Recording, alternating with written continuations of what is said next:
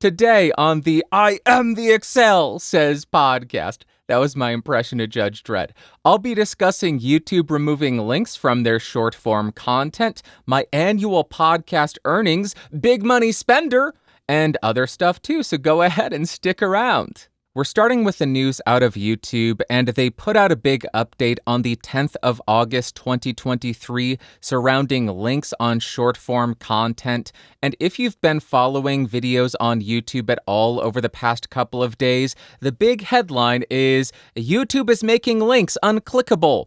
YouTube is taking away your links. You cannot post links on YouTube anymore. Partially, that is true. But if you are just basing your opinion and your thought on the headlines, you are going to be sorely misunderstood. Misunderstood? You're going to be misinformed. That's the better way to put it. Here's what's actually happening. Only links that are in shorts descriptions and comments, as well as the social media banner links that are on your channel page, will be unclickable. And they're stating they're doing this to fight a bunch of scammers and spammers from taking advantage of viewers. However, they are rolling out a few new features over the coming month, which should offset some of the lost functionality here, but not all of it, and we will discuss what is still going to be underserved, or what functionality is going to be lost, and what creators are likely to be harmed here. But the first new feature is prominent clickable links on the channel page. This rolls out on the 23rd of August, 2023, and it seems to me to completely replace the prior social media clickable link feature. I really don't understand what's different here. Perhaps they're requiring a little bit more verification for links to be in the prominent clickable links section, but you shouldn't really be losing any kind of functionality here. The second one is on shorts. They're allowing you to officially link a short to other content on YouTube. The way that I understand this working is up on screen while a short is playing, there will be a link to another video on YouTube. So you could link to another one of your shorts to create a longer view session. You could create a link to one of your long form videos to try to convert that short viewer into a subscriber. You could do any number of things, and I imagine this will be a lot more effective than the prior method. My understanding of that was, hey, I'll leave a link in the comments and the description. And on shorts, it was never really easy to get to that. I had people say, hey, how the heck do you even get to the description on shorts?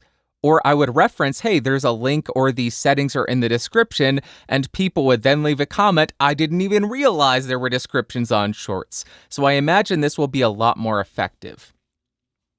But I also want to point out who is getting the S end of the stick here with this new policy where you can't link in the description or comments of a short. That will be people who rely on affiliate links on their short form content. If you do audio reviews, if you do tech reviews, and you do affiliate links in the description and comments to try to earn revenue, sorry. You are out of luck here. It doesn't seem like there's any workaround for you, short, no pun intended, of driving people from your short form video to a long form video, and in the long form video, you have the affiliate links. Other than that, I don't see a workaround here. So currently, you're out of luck, and I'm a little bit concerned here because if they're killing linking on short form content, how long until they kill linking on long-form content to stop the scammers and spammers? The reason I'm worried, Podcastage relies heavily on affiliate marketing, although that has been tanking over the last year and a half, so pretty soon I'll be earning $0 anyway. But if they kill linking on long-form content, the entire tech space, it would be worse than the adpocalypse for tech YouTubers. Channels would disappear overnight. Only a select few would remain, and it would be the ones who just do it because they love it. It would be a wild thing to happen, but if they're doing it for shorts, who knows? Maybe long form is next. They also mentioned in the blog post, which, by the way, I will link it in the episode notes and description in case you want to read up a little bit more. that they have been focusing on reducing comment spam. Thank God for that. They desperately needed to. And the first thing they brag about is reducing impersonation across YouTube. If you don't know what this is in reference to, for quite a while, there have been scammers and spammers who would copy a channel's profile picture and the username, put a Telegram number, and then reply to every single comment on a video. And they would say, hey, you won something, contact us on Telegram. And when they got somebody on Telegram, they would say, here's a photo of what you won. And they would try to get shipping money out of the individual, and then they would not send anything. So it was just a scam to get money out of people. And I don't want to jinx it, so knock on wood. I have not seen any podcastage impersonators for maybe 3 months. So it seems as though YouTube has done something very effectively here. I am going to do this because I believe in giving props when it is due. YouTube, well done. Congratulations. This was a plague on your platform, and it was giving your platform as well as creators a very bad name. So thank you very much for finally finding a way to resolve this. It is very much appreciated. Thank you so much. The second thing they mentioned is more powerful comment moderation. They state that they have been improving the increase strictness feature in their comment moderation tools. I don't really use that. I don't look at the held for review section that much. My channel, again, knock on wood, is pretty tame. There aren't many comments that get held for moderation other than people saying, hey, you're an effing idiot. That's fine. That's fine. I don't care. But that's pretty much it. So the whole hiding links thing isn't as bad as you may have been led to believe by some of the titles and the headlines and the thumbnails, but it can be detrimental for the tech shorts creators because, yeah, you're not going to be able to have affiliate links anymore. Those are dead. So you will have to create shorts that drive people to long-form content, and on the long-form content, that's where you have your links. That's just the way it goes. That's the way the cookie crumbles. Sorry. Bearer of bad news. Don't shoot the messenger. Don't shoot anybody.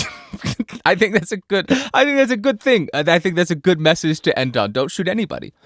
Okay. Goodness gracious. How do we get there? Okay. That is it for the news. Let's talk about what I've been testing. Is my face red? I feel like my face is red. Goodness. Yikes. This video's getting demonetized. I am using the AKG C414 XLS. I am not using cardioid. I am using hypercardioid because the hypercardioid polar pattern on this thing is, boy oh boy, is it flat. Why am I doing this?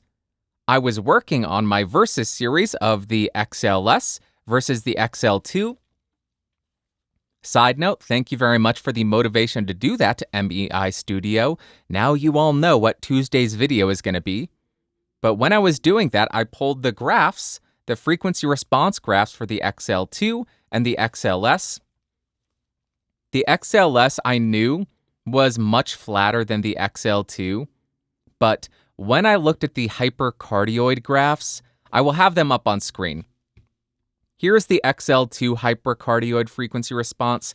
Here is the XLS hypercardioid frequency response. It is a night and day difference, and I may have discussed this in my reviews of these microphones. I don't know. I did it so long ago. I have a lot of head injuries. I don't have a good memory. I may have.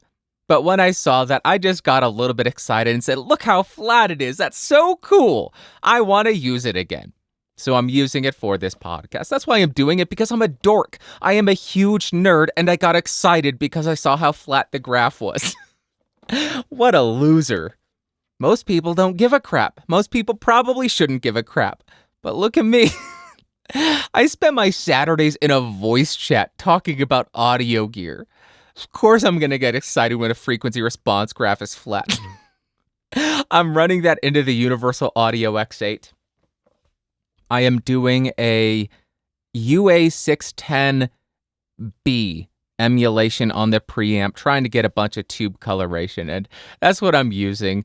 If I have all this gear and I don't get excited about it and use it on occasion, what's the point? Why the hell do I have a channel about microphones if I don't get excited about this crap? It's so cool.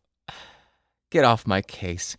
Look at Bandrew, he's such a dirk. What's a dirk? I'm so excited about it, I can't even speak correctly. Let's jump to what she had to say, and we have a lot of suggestions for names about the BSP community.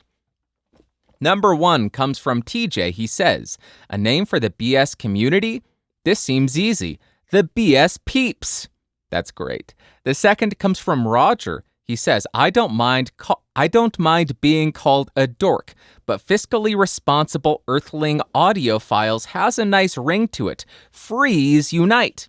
I am going to make a little bit of an adjustment to your name. I will say fiscally responsible Earthling audiophile kind or kin. That way we could be freaks unite. Thank you very much, Roger. Next, we have one from Sean. He says, Bandrew followers could be called audio nerd earthlings or nerdthlings. That is very difficult to say.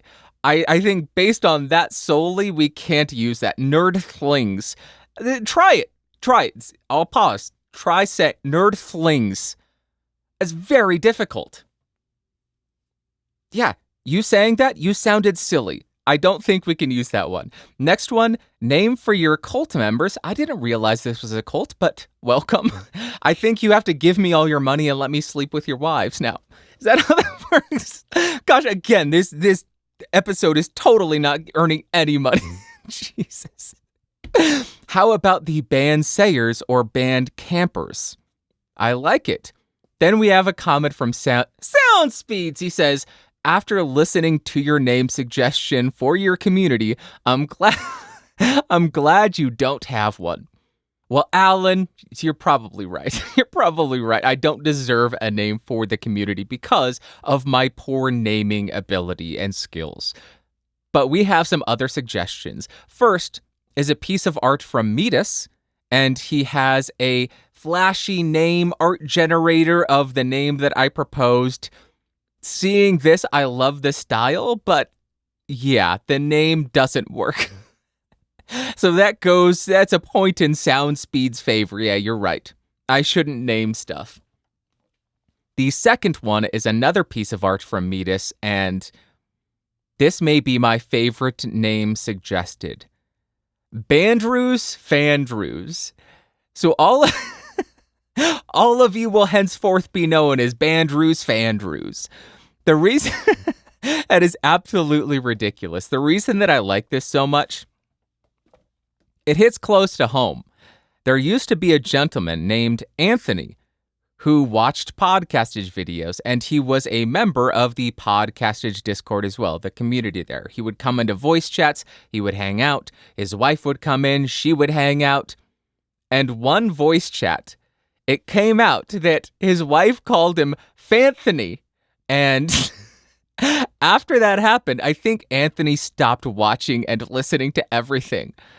So this hits close to home, and I absolutely love it. Anthony, if you still watch anything, please get in touch. I miss you. You're a great... I hope the archery's going well. And I swear I won't call you Fanthony, at least not to your face. Bandrew's fan. As much as I love it, and as much as I love the flashy, glittery, glamoury artwork, I don't think I can select it. And the final comment regarding names comes from Rainer. He says, well, your community are Earthlings. That is beyond dispute. And then he gives the live long and prosper hand signal. Yes, live long and prosper. I honestly don't know how I missed the name Earthlings. It's just because I don't think of that as a community name. I just call everybody Earthlings because it's just a general greeting to every living human being on Earth. And I guess all the animals as well, who are forced to listen to me and suffer through me as the dogs howl in the background. Why is that voice so high? Make it stop! So, Earthlings. I think that's what it has to be, right? That's what I've been calling people for 6-7 years. It has to be that. So Earthlings are the community. It's an all-inclusive name. Nobody can argue with it. Because I am one of you. Yes, I am an Earthling, and my brethren are not amongst us plotting your demise. No. We are all Earthlings. Yes, that's got to be the name.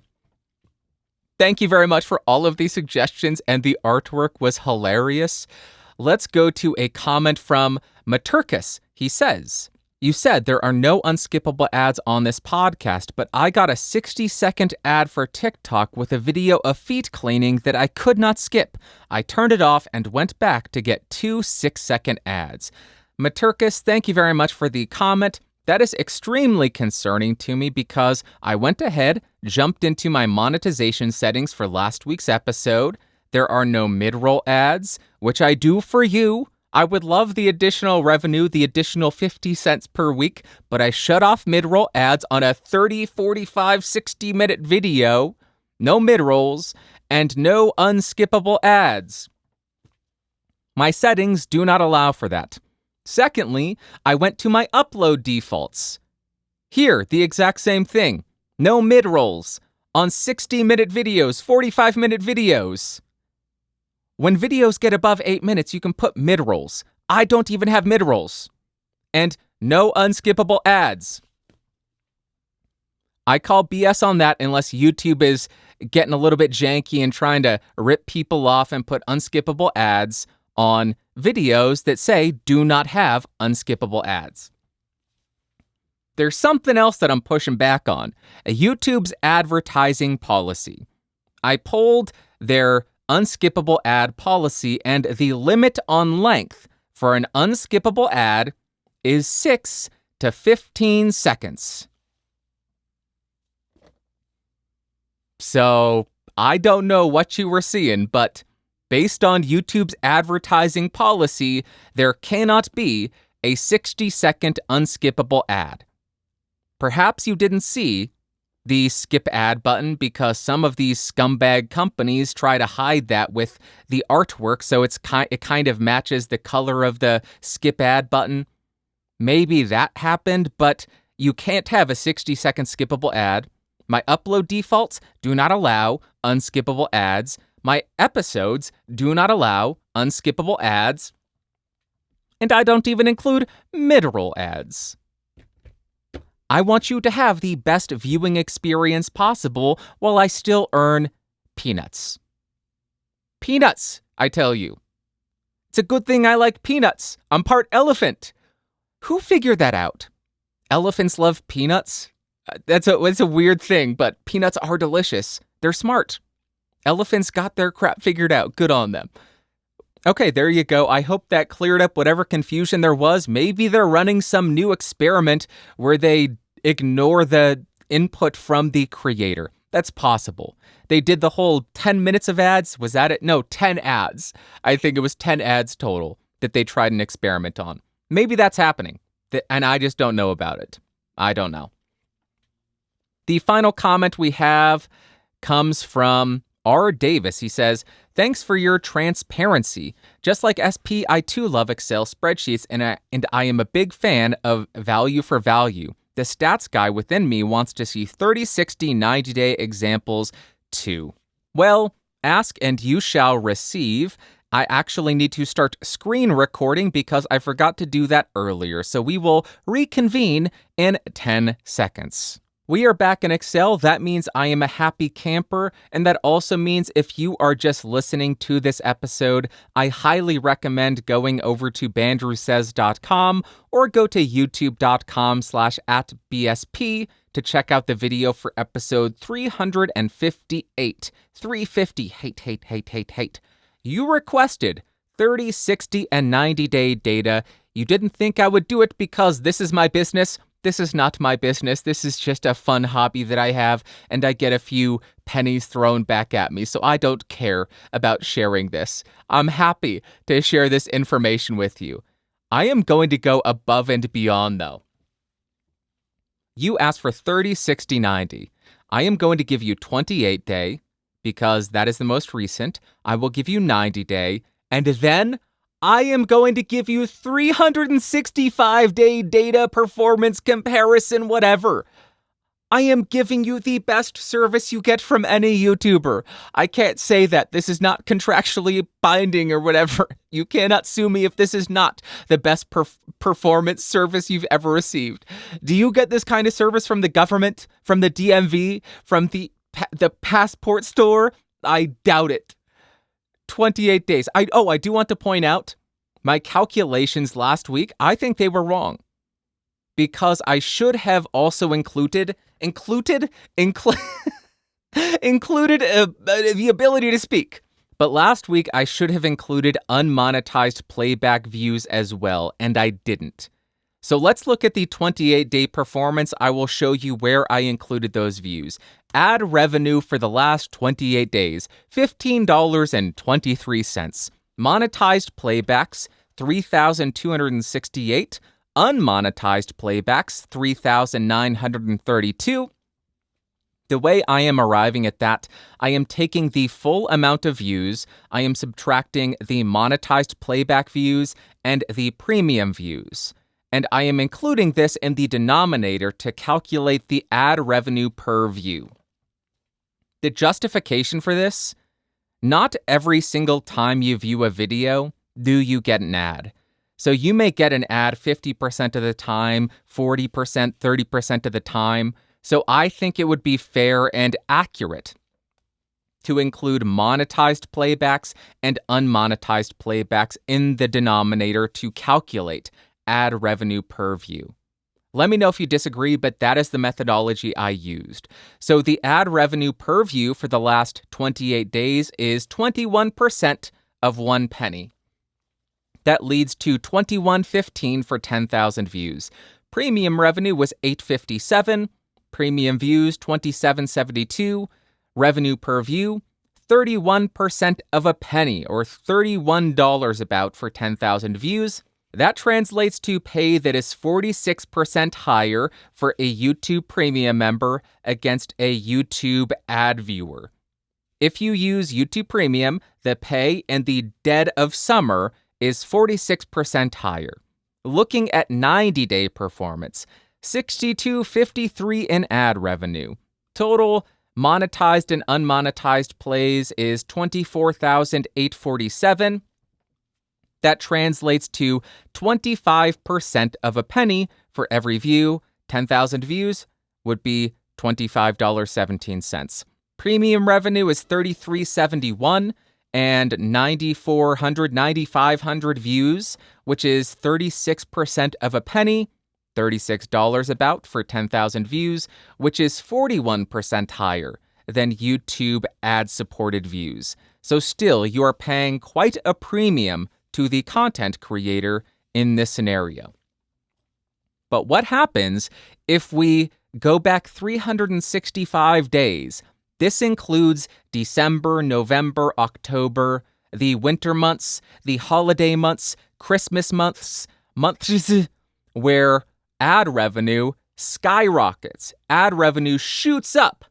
How does it look there? Over the last 365 days, I have earned $379 in ad revenue, and that is over 109,316 views, which translates to 28% of a penny per view, $28 for 10,000 views. For premium, we have $146.49 in revenue, 40,904 views, which is 36% of a penny for each premium view, which translates to $36 for 10,000 views. So even over the last 365 days, where you include the insane months where you are getting insane ad rates, you are still paying a content creator 30% more if you use YouTube Premium. There you go. That's the analysis. If you're curious how much I earned over the last 365 days on this podcast, $447.28 in advertising. You may think, oh my God, that's some good money. That's some good money. I did a quick back of the napkin, or in this case, a little bit of an Excel calculation. I spend 4 to 8 hours each episode. So I took an average of 6 hours per episode. I said I put out 45 episodes over the last 365 days. That translates to 270 hours spent on this show.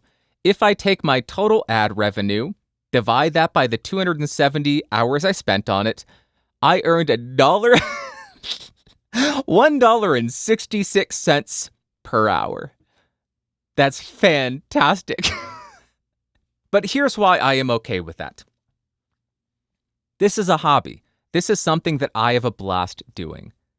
If you look at people who go out and golf, if you look at people who go out and collect coins, they are not getting any money in return for doing that. They are doing it because they enjoy it. I do this show because I enjoy it. The fact that anything comes back to me is incredible. The fact that anything comes back to me just keeps me motivated to do it. It allows me to buy the gear that I cover on YouTube. It makes me feel okay spending that hour setting up microphones, getting microphone placement correct, and doing all of the demos in this podcast. If I didn't earn anything, I might be a little bit more lackadaisical. That's a good word. Did I use it correctly? I might be a bit more lazy with my approach to it. I might say I don't care about setting it up and testing it out. Although the nerd in me still wants to. I still want to set it up and test it out. That's why I do it. But the fact that anything comes back to me, I'm honored. I am thrilled. I am beside myself. I'm beside myself that anybody watches this thing. So thank you from the bottom of my heart for watching. Thank you from the bottom of my heart if you choose not to use an ad blocker. Thank you from the bottom of my heart if you choose to use YouTube Premium. Or thank you from the bottom of my heart if you choose to give directly to this show through a donation. What a great transition that was. We have 3 super thanks from last week. €25 from Rainer Richter, who at this point, I think is the owner of this podcast. At this point, Rainer has been the proprietor. The amount of support he has given this show, I think he has taken full ownership of this show, or at least I should give him full ownership of this show. Rainer, thank you so much. Danke. The second, we have $10 from Wolf Gilbert. He says, I have watched many of your videos over the past year and learned so much from you. I just wanted a chance to help out, if only a little. Thanks. Wolf, thank you so much. $10 is not a little. That is insanely generous. I do this because I love it. I love hearing that the videos have helped people, that the videos have helped teach people. So thank you so much for saying that, and thank you for the support. And lastly, we have $4.99 from NPH0. Least I could do after seeing that revenue breakdown. Thank you. Thank you, I think. And I responded to NPHO, and my response was, first off, thank you so much. Incredibly generous of you. And then I pointed out, after sharing this, there's one thing that can be said for certain. I do not do this podcast to get rich. That's the one thing that can be said for certain after everything that I've shared. As one thing that is a known quantity. He is not spending 6 to 8 hours a week on this show to get rich. All right, that is actually it for this week's episode. I'm not doing any Ask Bandrew, but please send them in if you have any questions. AskBandrew.com. AskBandrew.com. Again, AskBandrew.com. Thank you so much for coming by this week. Thank you so much for spending 30, 45, 60 minutes with me. I do not take that for granted. I am honored that you spend any of your time with me. That means the world. So thank you so much. I hope you have an amazing Sunday, Monday, Tuesday, Wednesday, Thursday, Friday, Saturday. Next Sunday, I will be back. I will be talking at you, with you, and about you. Oh my God, look at them. They're so generous. All the money they gave to Bandrew. Look at them. They're so awesome. I love you. I will talk to you later. Bye-bye. Whoa, whoa. Boop.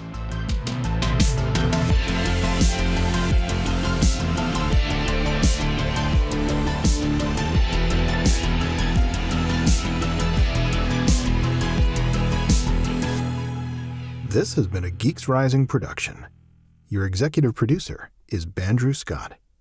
For more information, head over to www.geeksrising.com.